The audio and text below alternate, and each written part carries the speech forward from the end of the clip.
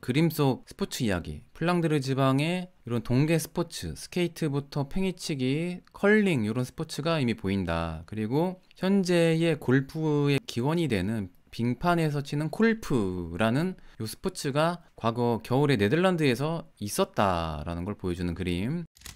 엄청난 추위 때문에 특이한 풍경화를 좀 많이 볼 수 있는 17세기의 네덜란드인데, 전 세계적으로 이 겨울이요 매우 추웠다고 합니다. 소빙하기라고도 부릅니다. 그래서 이 항구가 얼어 있는 거예요. 보면 사람들이 사람 밀어주고 있고 썰매 타고 있고 스케이트를 타는 그 일상을 포착한 헨드릭 야코프의 암스테르담 항구 풍경입니다.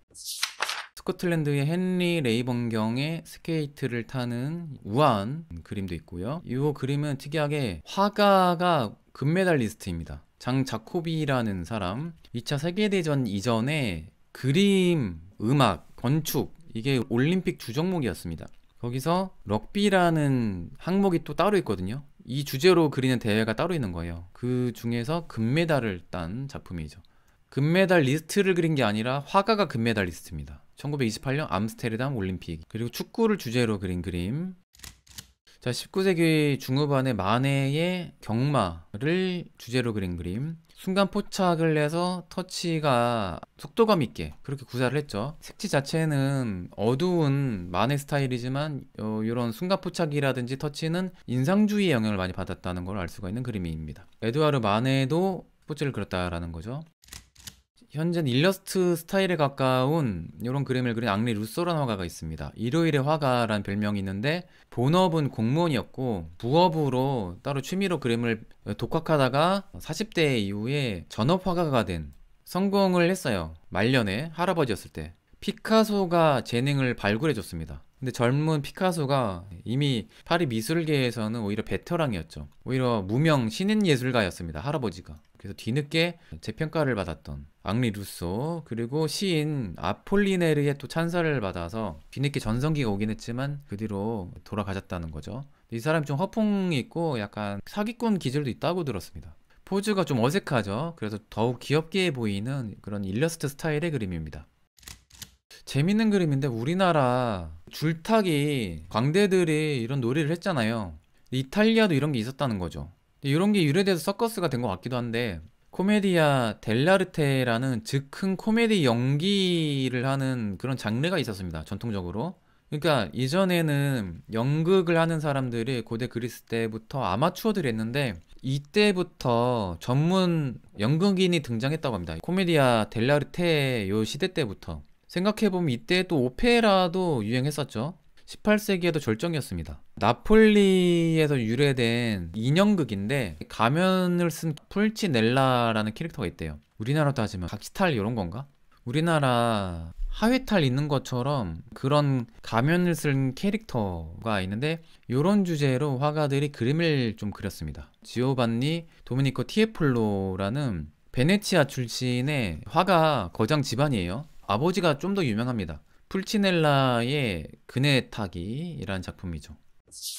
자, 어떻게 보면 근대 스포츠를 제대로 그린 가장 유명한 화가가 아마 이분이 아닐까 싶어요. 미국 출신이지만 파리에서 그림을 배웠던 토마스 에이킨스라는 분입니다. 누드화로 매우 유명합니다. 노를 젓는 비글린 형제가 교정 경기의 선수였대요. 그래서 이 형제를 주제로 그렸다고 합니다. 센스 있게 깔맞춘 이런 거 보세요. 물론 스포츠라서 색깔이 구별된 것도 있겠지만 간결하게 색을 써서 이런 게 포인트가 돼 보이는 그런 느낌이네요. 빛도 절묘하게 역광으로 해서 얼굴을 다 그리지 않고도 분위기가 있어 보이게 하는 이런 것도 좀 재밌네요.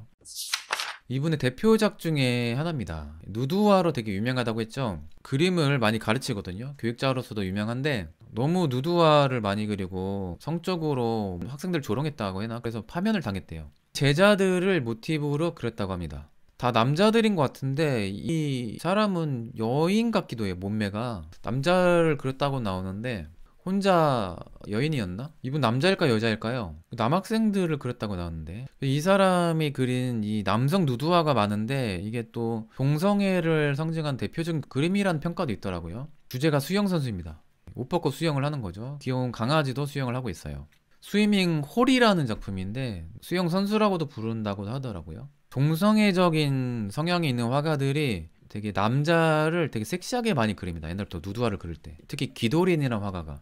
미켈란젤로도 약간 그런 설이 있잖아요. 동성애자였다는 설이 있으니까. 다빈치도 그러네요. 누드화 그릴 때 남자인지 여자인지 약간 모호하게 그런 게 있네요.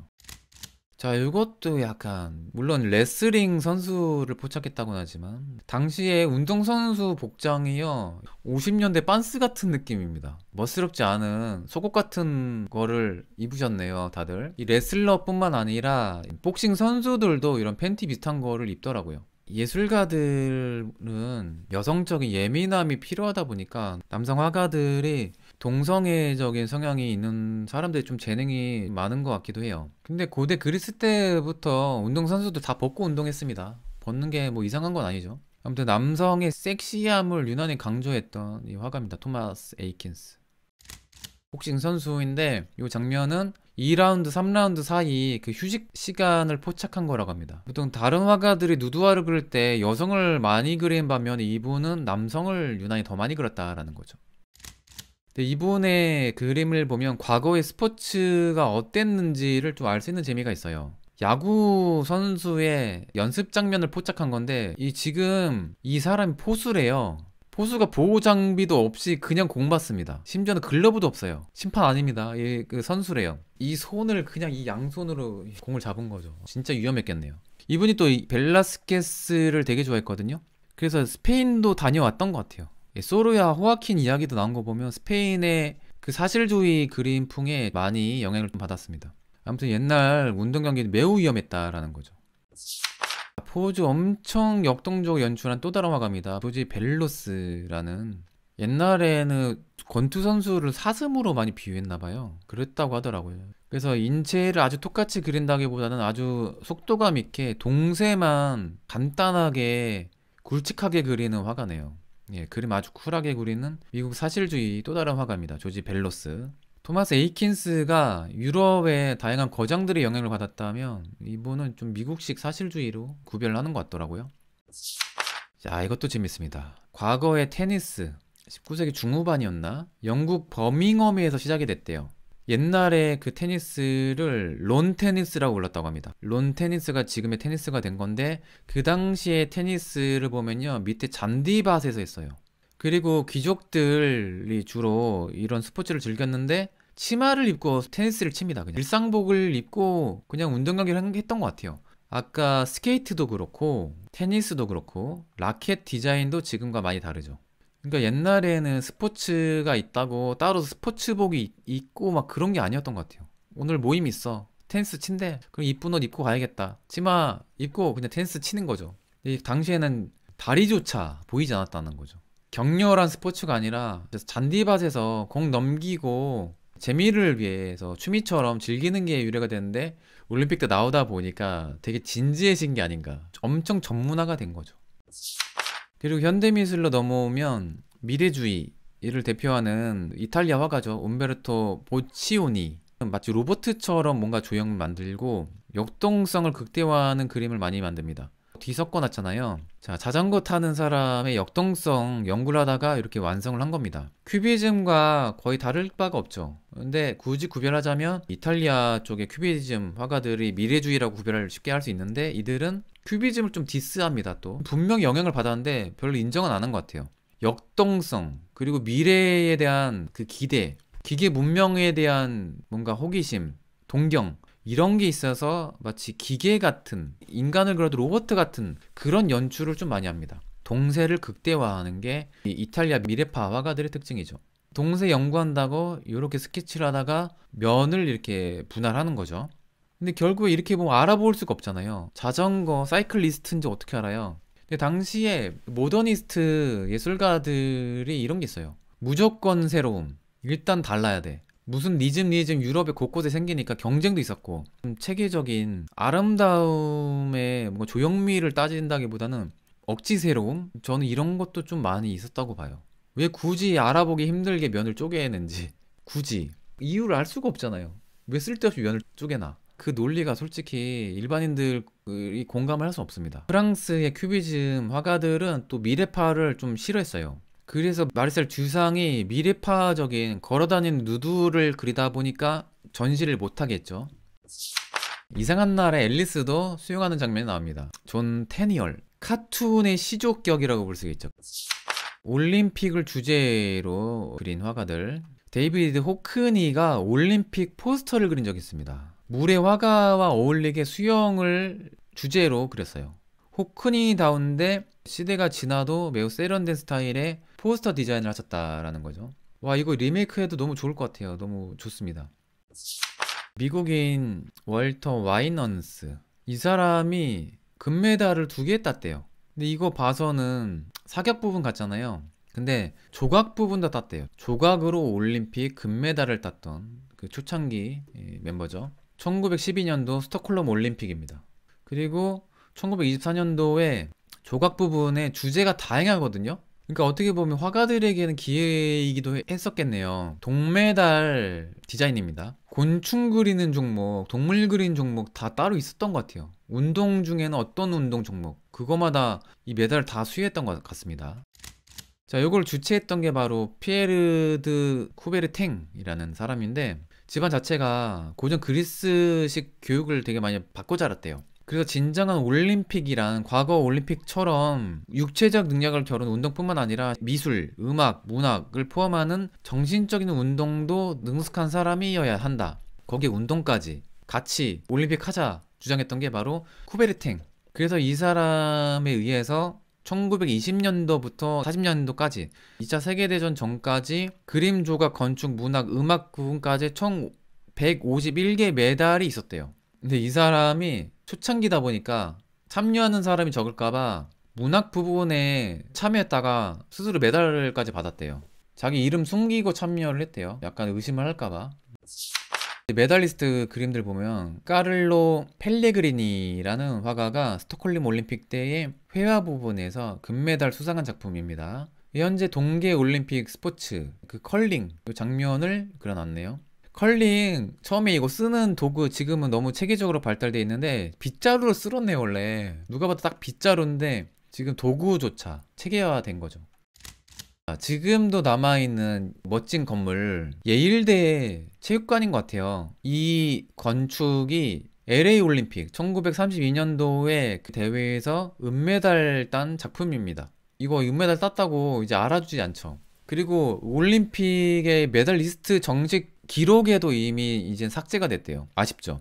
근데 나름 이유가 있다고 하는데 어느 순간 유명한 화가들이 괜히 참여했다가 욕만 얻어먹기도 하고 이게 예술이냐고 너무 단순하게 운동 주제만 한정짓다 보니까 뻔한 거죠. 예술에 뭔가 자율성도 없어지고 괜히 참여했다 금메달 따도 사람들이 예술계에서 인정도 별로 안 해주고 어느 순간에는 이 올림픽 참여했다가는 마이너스가 되는 게 많고 이 수상 기준에 대한 것도 모호하죠. 현대 미술에서는. 그래서 이게 폐지됐다고 합니다.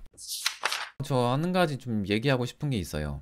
다른 종목들을 보면 현재까지도 예술성이 유지되는 종목들이 있죠. 피겨 스케이팅 특히 그런 거는 꼭 전문가가 아니라도 김연아가 얼마나 실력이 좋은지를 일반인들이 많이 보면 티가 나잖아요. 근데 올림픽이 폐지가 된 이유도 비슷한 것 같아요. 그림에서 객관적으로 누가 실력이 좋으냐 아니냐를 객관적으로 평가할 잣대가 현대미술에서는 없어지다 보니까 폐지되는 게 당연한 게 아닌가. 그 얘기는 즉 현대미술은 다른 예술 분야와 너무 다르게 객관적으로 그 아티스트의 재능을 평가할 잣대가 없다는 거예요. 저는 이게 좀 문제라고 봅니다.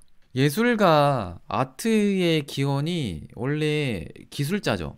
의역하면 장인이 어원이죠. 일반인과 다른 뭔가 특출난 손기술이라든지 재능이 있어야 아티스트란 거예요. 원래는 이 손기술로 그리나 요즘에 예술이? 아니죠.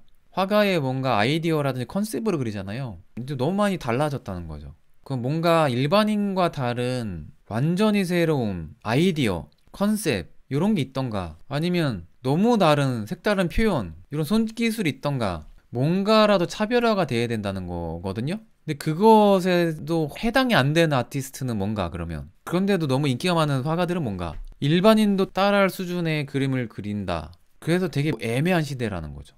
저도 키아라 우스크로님처럼 그런 생각했어요. 아, 지금도 올림픽 대회 지금 그림돼 있어가지고 국가대표 선발하면 재밌지 않을까 이런 생각하다가도 근데 그 심사 기준 뭘로 할 건가 생각해보면 아, 폐지될 수밖에 없겠구나라는 생각이 들더라고요. 이제 르네상스부터 해서 신고전주의 시대까지 만약에 그 시대였다면요 올림픽 선발 대회 가능했을 것 같습니다. 객관적으로 가능하죠. 실력이 구별이 되는데 엄연히. 근데 문학 같은 경우에는 노벨 문학상이 있잖아요. 근데 그림만 가지고 노벨상은 안 주잖아요. 그죠? 그 미술이라는 장르 참 희한합니다. 어정쩡합니다.